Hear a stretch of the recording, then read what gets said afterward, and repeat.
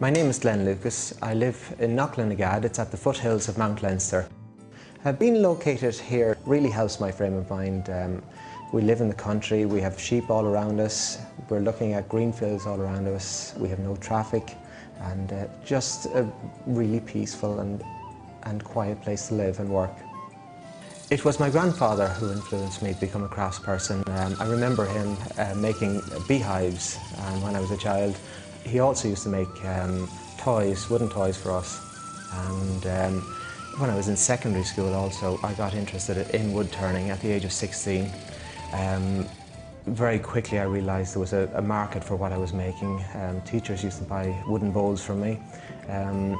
Also other students, mainly the girls, bought jewellery boxes, wooden rings, bracelets and so on. I've always enjoyed working with wood. I knew when I left school I wanted to be a cabinet maker, but very quickly into my cabinet making apprenticeship I really got an urge to go towards wood turning, and I had a good market for what I was making at that time, so it was time to leave cabinet making and make a career in wood turning for myself. The craftspeople I would admire would be, first of all, Liam Flynn, who's a wood turner based in County Limerick, Frances Lamb in Dundalk, and Sarah Flynn, she's in County Cork. But I would admire anyone who decides to make a living out of craft.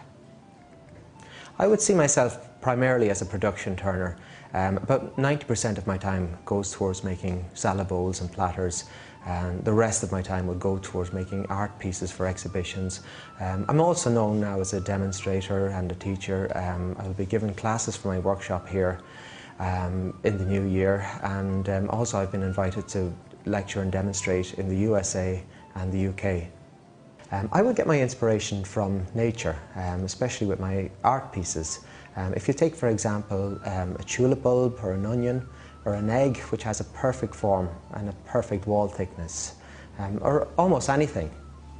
Design is very important in that a salad bowl must have perfect proportions. Its base must be the right size so that it doesn't fall over.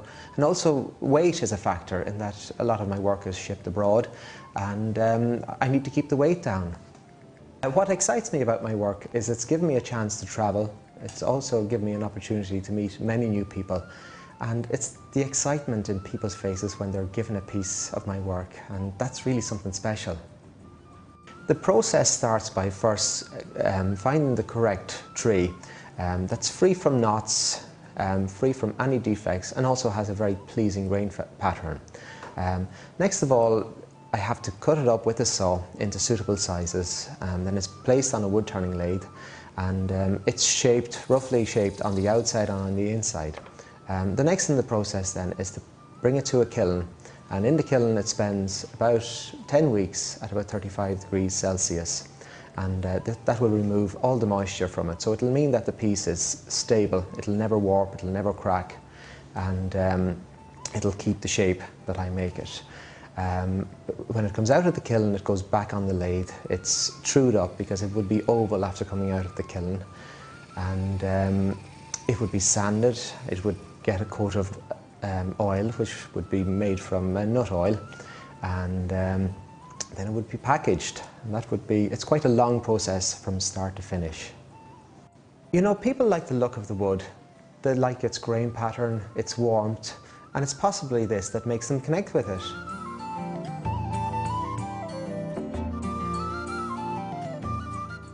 The people who buy my work would be discerning customers. They want beautiful pieces around their home. For example, the Irish President would have purchased pieces to present to heads of state abroad. Also, the Lord Mayor of Chicago, Mayor Daley, was presented with one of my pieces last year.